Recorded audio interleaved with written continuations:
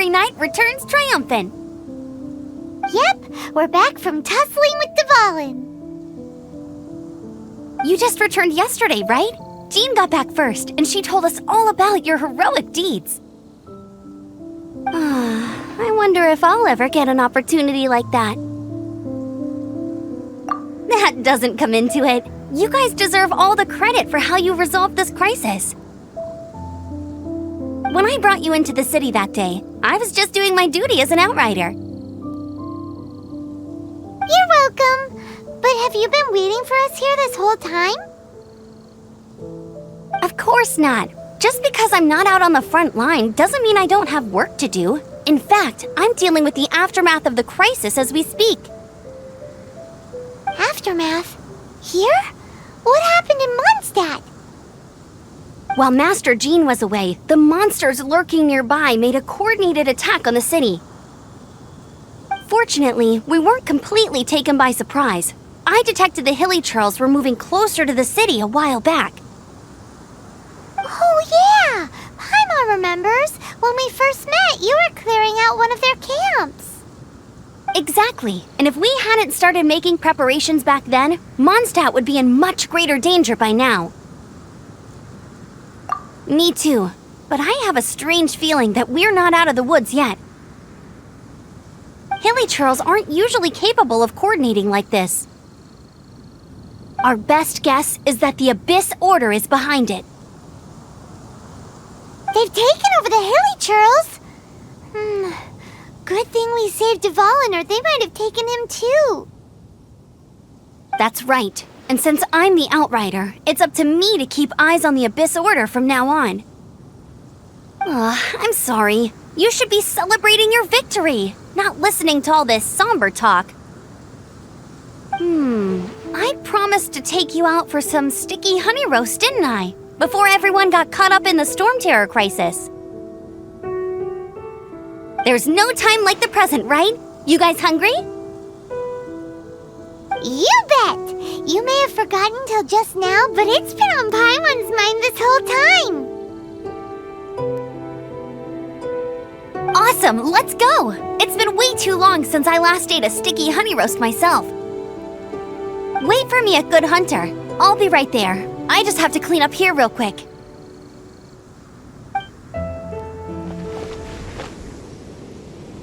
Come take a look. There will definitely be Greetings! May I take your order? Why so cold? I've always thought that we enjoy quite the intimate friendship. It seems your great battle sharpened not only your combat skills, but your wit as well. A knight after my own heart. To bask in the presence of Mondstadt's new big hero is quite the morale boost. And that's coming from a knight. Sweet-talking, sugar-coated Captain Kaya. Nonsense.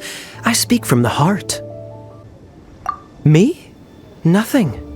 On the contrary, I'm trying to work out what others are plotting. That's why I'm here. Somewhere quiet, where I can collect my thoughts. So what you thinking about then? The Abyss Order.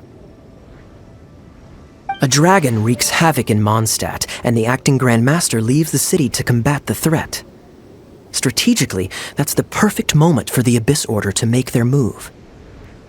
If you were the Abyss Order, would you squander this golden opportunity by sending in nothing more than a few hilly churls? To get to the bottom of it, I decided to wait. So I waited, and watched for their next move. Then came the day you made all hell break loose in Stormterror's lair, just as the hilly churls' cries sounded from the city gates. That same day, I saw shadowy figures lurking in the city itself. Inside the city? Well, all the other knights were outside, fighting the enemy. As you can imagine, that left the inside of the city completely unguarded. Except for me, of course. And so I approached the Abyss Order infiltrators for a bit of, let's call it fraternizing. Through various means, I managed to gather some rather interesting intel. The situation is this. The Abyss Order. They are united under a single leader. The Abyss Order has a leader? Yes. And it was this very leader who devised the plot to turn Dvalin into a weapon of war. What exactly did you have to do to find this out? Let's just say I'm blessed with certain linguistic powers. There's more. The Abyss Order has a name for this leader. They call her the Princess. Now, I'm sorry to cut this intelligence briefing short, but I do believe I spy Amber heading this way. I think she's still angry with me for my absence from the defense effort during the attack. I'd better slip away before she notices me.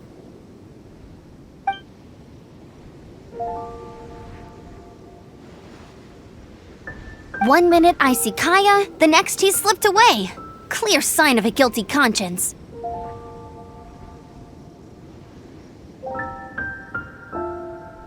Are you sure? Because that sounds like exactly what he'd say to talk himself out of trouble. But let's forget about him. I worked super hard today, and my tummy's rumbling. Let's order. Hi, Sarah. 1 sticky honey roast, please.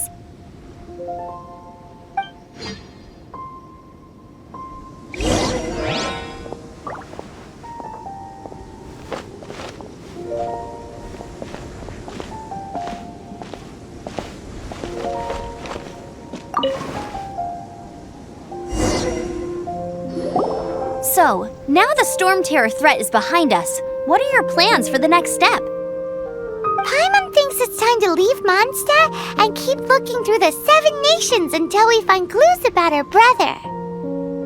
Huh, really? Oh, well, I guess this is goodbye for now. Hey, don't feel down. You'll always be a friend of the Knights of Avonius and our honorary knight. Wherever you may go, and wherever the wind may blow. That's the spirit. Remember, Mondstadt will always welcome you. All right, now let's eat before it gets cold.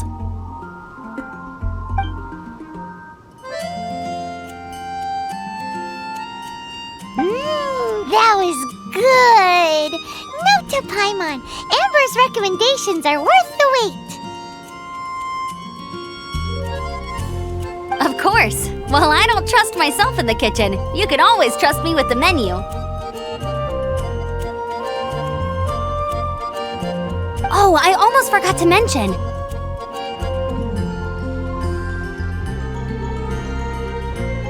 Jean's waiting for you at the cathedral.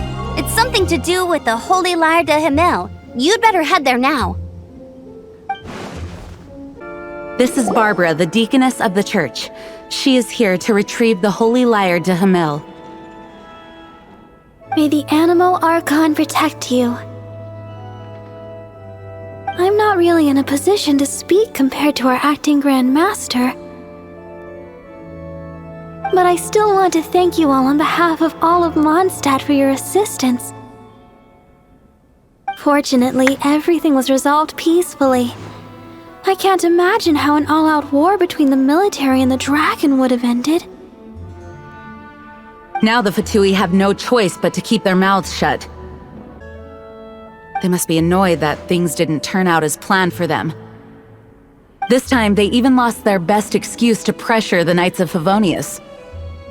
Diplomatically speaking, they gained nothing, and on the contrary, simply proved just how vexatious they can be. Sounds like quite the story. So, did you bring the Holy Lyre with you? We cannot ask you to keep defending the lyre forever. The Seneschal has been pressing me for a while now. We, did bring it with us. It's a little... Oh, don't worry. I'm not here to collect rent. The church has always received special funding.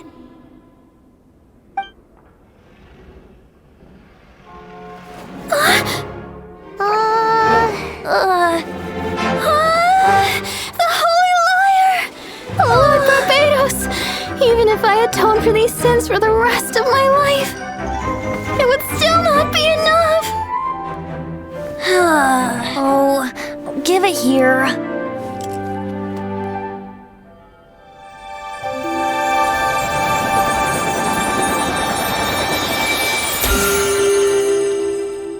How could this holy liar, but how?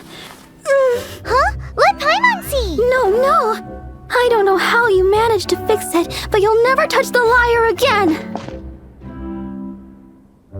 We, really should get going. That trick I used to repair the holy lyre. I mean, the magic I used isn't going to hold forever, you know. What? You tone-deaf bard! Hey, don't go!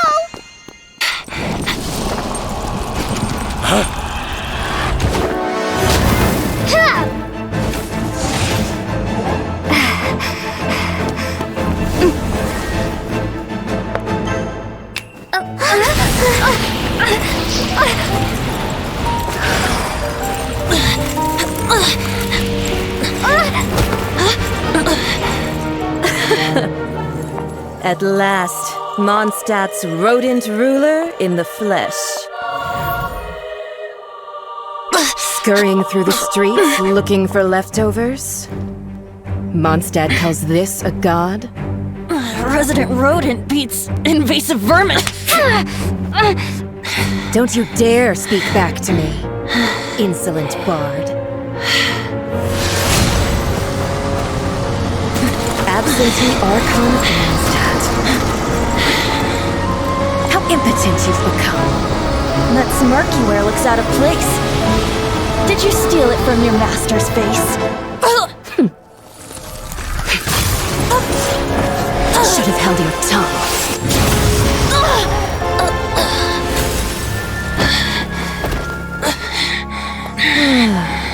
So, this is a gnosis, huh? Wouldn't be caught dead wearing this ugly thing in public. Beauty is a waste when the beholder has no taste.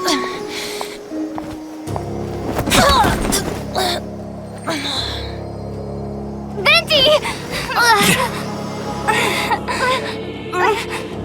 Well, we have what we came here for. Come, before our dear Favonian friends arrive. Leave nothing for them to find.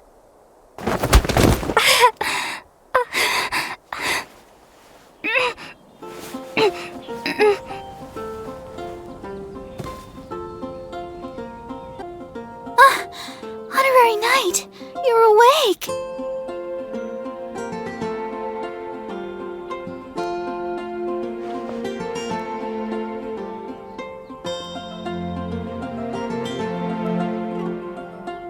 Planet?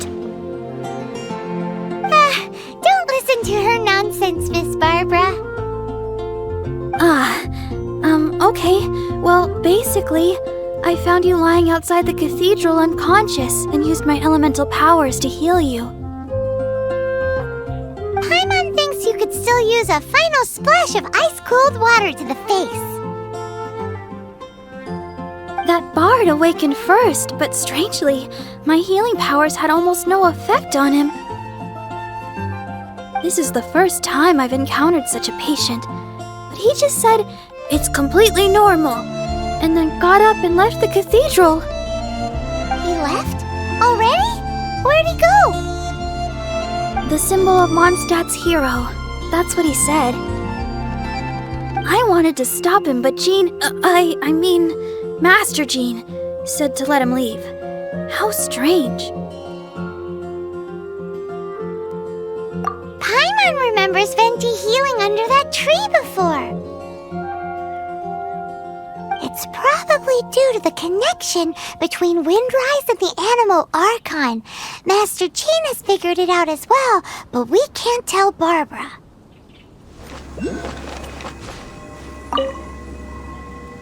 The wind amongst the branches is good. I love the way it smells. I said the exact same thing last time. Why do I only say these things when I'm down on my luck? So you noticed. This isn't something I'm meant to discuss with ordinary people, but I suppose I can let you in on the secret. As you know, visions are external magical foci that only a small minority of people possess. They use these visions to channel elemental power. In truth, every wielder of a vision is one who can attain godhood and ascend to Celestia. We call such people allogenes. Allogenes? Paimon's never heard of them before. That's because this is a secret that only Archons are privy to. We don't need primitive tools like visions. Instead, each Archon has an internal magical focus that resonates directly with Celestia itself, known as a gnosis. It's just a glowing glass ball I carry around to avoid suspicion. So who was that nasty woman who sent Paimon flying and stole your gnosis? Her name is Signora, number 8 of the Harbingers. She and the rest of the Harbingers have been given godlike executive authority by the Tsaritsa of Snezhnaya, and with it, strength surpassing that of other mortals. The Tsaritsa of Snezhnaya? Isn't that... Indeed. She is one of the 7, the Tsaritsa who reigns from her winter palace, and the one person that the Fatui Harbingers all answer to. The 7 don't always get along well, but still. I never thought that she would plot to steal another Archon's gnosis. How should I put this? 500 years ago, I knew her well, but I can't say the same is true now. You see, a certain catastrophe happened 500 years ago, and after that, she cut off all ties with me. But we can save discussion of the Cryo Archon and the Fatui for another day. If you seek the rest of the 7, many difficulties lie ahead of you still. You should head for Mondstadt's neighboring nation of Liyue. The Geo-Archon who reigns there, unlike me, administrates his entire region personally. He only descends once every year to give his divine predictions, which set the direction for Liyue for the rest of that year. Even so, it sounds like he works much harder than a certain someone, In any case, this year's Rite of Descension is soon to begin. If you miss it, you'll just have to wait another year. What? Oh, why didn't you tell us before? Well, then bye! We're going! One moment, Windborn Outlander. Yep. Traveler, as you set off on your journey once again, you must remember that the journey itself has meaning. The birds of Tevat, the songs in the cities, the Tsaritsa, her Fatui and the monsters, they are all part of your journey. The destination is not everything, so before you reach the end, keep your eyes open. Use the chance to take in the world around you. Great. So, that's that for the Animo Archon's admonishments. Back to venti time. If you want to chat, now's the time. A bard stays not always in a single climb. Up till the end, Dvalin remembered his duty as one of the 4 winds. As such, I don't intend to forcibly strip him of that duty and force my ideals of freedom onto him. I just hope that Dvalin will be able to choose for himself and understand what freedom is. Before I became an Archon, I too was taught the meaning of freedom in this way by a friend. If you want to chat, now's the time. A bard stays not always in a single climb. Kaya shared some new intelligence, you say? Oh, I see. So, the Abyss Order has a princess who orchestrated the plan to corrupt Dvalin? They were probably trying to turn Dvalin into a weapon of war for the Abyss. But that said, I have never heard of any such prince of the Abyss Order. I think so too. Apparently. But how does a princess come out of nowhere and take command over the entire Abyss Order? If you want to chat, now's the time. A bard. That Fatui lady didn't hang around, did she? She just grabbed your gnosis and left? She wanted to avoid any eyewitnesses from the Knights of Favonius. The slightest slip-up here would have destroyed the Fatui's diplomatic relations with the Knights. So they're just gonna keep acting like Mondstadt's allies as if nothing happened? If only the 7 nations had banded together against the Abyss Order in the first place. The Fatui possess the strongest military among the 7 nations, yet they've used it to steal the Holy Lyre, covet the power of gods, and use Dvalin as a bargaining chip against the Knights. Speaking of the lyre, didn't Diluc say something like this before? He said that the Fatui could only run amok across the 7 nations and threaten the Knights because of the Harbingers. Yes. As I said earlier, the Cryo-Archon has given them authority and strength beyond that of other mortals. The Tsaritsa... I haven't seen her in 500 years. What is she... Whatever the answer is, I have a feeling it's only going to make your search for the 7 all the more difficult.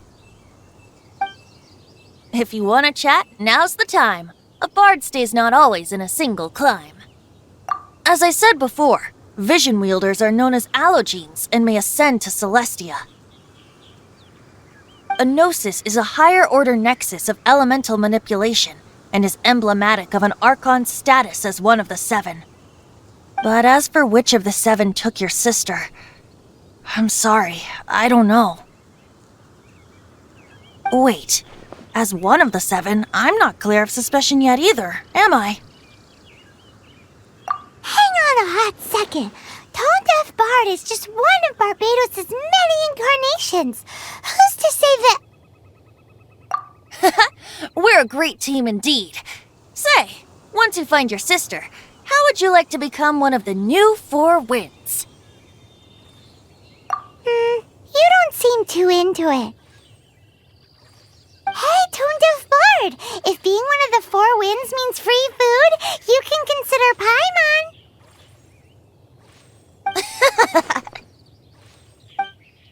If you want to chat, now's the time. A bard stays not always in a single climb. Well then, best be off to Liyue. If the dissension ritual you failed to tally, then another year you must dally.